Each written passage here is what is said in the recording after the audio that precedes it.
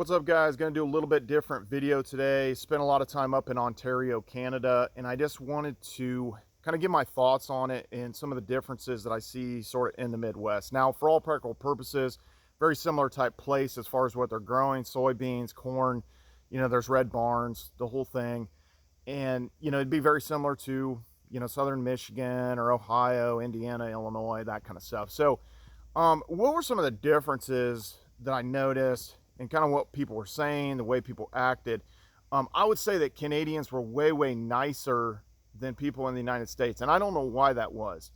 They were seeming like they were more friendly. They were more apt to kind of continue the conversation and, keep an ongoing dialogue.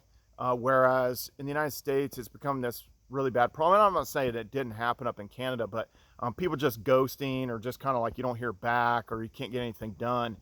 In the United States, you'll see that a lot. And I felt like Canada was a lot better at kind of following up and sort of, kind of completing the conversation or getting to a resolution.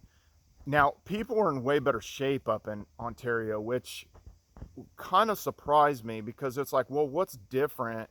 Obviously, the winter is very harsh in Ontario, and that would be the same as, again, like over in Michigan, Ohio, Illinois, Indiana. So what was different? And I would say one thing that I noticed, obviously Tim Hortons is very, very popular there. And I would say that the quality of food at Tim Hortons was way, way better than the best of the worst that you could get in these Midwest kind of states, and just in the United States in general and stuff. And so I would say the best of the worst of fast food, if you had to quickly kind of go get something, would be like Wendy's chicken salads. Subway used to be kind of a best of the worst, but they just continually were making fake chicken breast patty things out of less than 40% chicken DNA kind of thing. So they're just trying to pump this stuff full of soy, and it's just not real food, and we don't know what kind of preservatives and stuff are in it. So I don't know if that had a part of this to do with it, that maybe the preservatives and stuff that we're using in Canada were under more scrutiny, and maybe there's something about that, and maybe the high fructose corn syrup type stuff that's causing people a lot of like weight issues and stuff in the United States. But people in general were healthier visibly than people in the Midwest, in Ontario, when it's very similar. The women were way hotter. That's where I noticed it. I would say in the Midwest, as far as, again, Indiana, Illinois, Ohio, Michigan, I would venture to say it's, on a national average, they said that 70% of the women are obese in the United States. And I would say in the Midwest, it's worse. 80 to 85% of women are obese and struggling with their weight. And you say, well, kind of why would this be? Like, wouldn't they kind of realize that that's maybe a big deficiency and stuff like that? And I just think that in general, they can kind of get away with it. Whereas, these other countries where, let's say, women don't have as much leverage, and they know that they have to, really kind of focus on their fitness, whether that be Brazil or Colombia or these kind of places, they know that that's just not going to fly. That the path of least resistance for them is to, let's say, find a good man and, build a family or something like that, where I just think that a lot of that's kind of fallen on deaf ears kind of in the United States, or that's kind of like that ship has sailed. And, a lot of people can attest to this. Now, the one thing that I did run into several times, and I wasn't even bringing this up, it was something that just kind of came up in conversation, and they brought it up, was the vaccine injuries.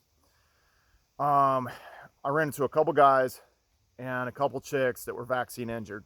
And the thing with a lot of the people, whether it be in the United States or whether it be in Canada, the common thing I hear the women say is, well, I had to get it for work. They act like, well, I was forced into it. That's why I had to get it. But it just, I feel sorry for a lot of these people that, did feel like they were forced into it. And again, that's part of being in the system. You're geared in the system. You're month to month, as far as like payments and paying bills and stuff like that. And you feel trapped into, you're going to have to go here. You're going to have to show up, and you can't compromise that.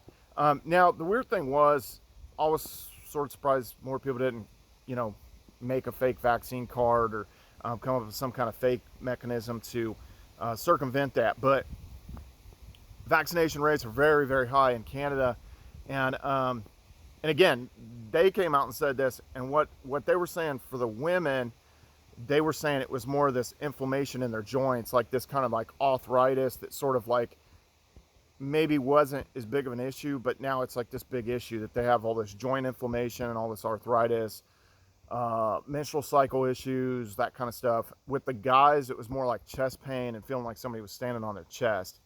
So it might be, you know, the myocarditis, and after effects of that. And it's scary. It's scary for those people. And, you know, I think a lot of these people, there is a certain percentage of people that are in denial about it. And I could tell one of the women, she was very, very, she said it took many, many months to sort of point to that was in fact the issue, that it was the vaccine that injured her, because she was one of these people that was parading around saying everybody should get vaccinated, do your part, blah, blah, blah, blah, blah, this whole thing. And, you know, kind of following the agenda, you know, obviously bit her in the ass. And she didn't really kind of, she ultimately has like came to terms with that, but it's a very unsettling feeling when she was going around kind of cheerleading this whole thing, and then now she's got an issue with this.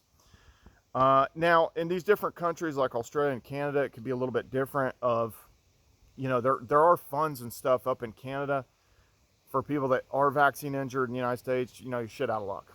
And that's the unfortunate thing, just the way it's, you know, it's set up to have no recourse on these companies. And they push this agenda. And now, if you guys saw,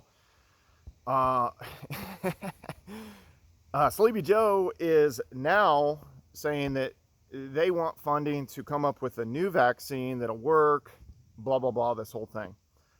After they forced the first one, and now they're kind of pressing this thing again. Very, very weird. You guys do what you want. We're not complying. We're not going to be doing any of that. And, you know, it's just kind of crazy, like, to think about it, if people kind of fell for this again. And I don't know how many vaccines, I don't know how many boosters people would be up to if they like actually quote unquote stayed up to date on all these boosters that kept rolling out. Who knows? They could have taken up a dozen boosters or something. I really don't know. And it's just crazy, because those are the people with the most kind of medical issues, and you know, have basically, then those were the people getting sick, and then the people that, you know, didn't do any of this stuff and was like, no, I don't need any of that. Then those are the people that are, you know, actually fine. So very, very, very strange things that are happening. Obviously, you know, they can get tens of billions of dollars more out of this if they can at least even get 20% of the American population to sort of buy into this premise that they need this booster and da-da-da-da-da, this whole thing. In the mask mandates, I mean, it's, you know, it's proven that the masks don't work. That's, you know, which you could have said that just from the beginning, especially with just a little surgical mask and stuff like that. That's not going to stop a virus. And it's just weird that they're getting people to buy into that thing again. They're trying to force people into that. So you guys do what you want. In summary, the biggest things that I noticed about Ontario in general, people were in a better kind of weight category as far as just a little bit fitter. The women were hotter. The women were nicer. Everybody was nicer in general. Everybody's chill. But, you know, they got this vaccine injury kind of situation. Large portion of them took that. And people are complaining about inflation. Inflation is just ravaging the Canadian economy and the American economy. And people are trying to keep their head above water. Real estate prices in Canada are just, you know, just absolutely absurd. Way worse than even the United States. You know, but United States, it is not kind of came down. We've had this influx of new people coming in. And a lot of times I just don't think it's the people with a lot of money, because the value proposition in North America, or just Canada and the United States in general, is not that great.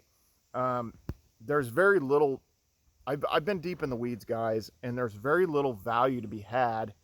And the only real value I kind of see, large in part, would be like unimproved land up in like northern Michigan, 10, 20 acre blocks of wooded land that's unimproved.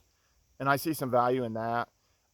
Some value here, there, in the other place, obviously, like, you're going to have to put work into anything to create any kind of like real value, in my opinion. But yeah, it's just, the cost of money is up. The prices of real estate have not really kind of came down. People are just fighting tooth and nail to sort of keep what they have, or keep up with their payments, keep up with their bills.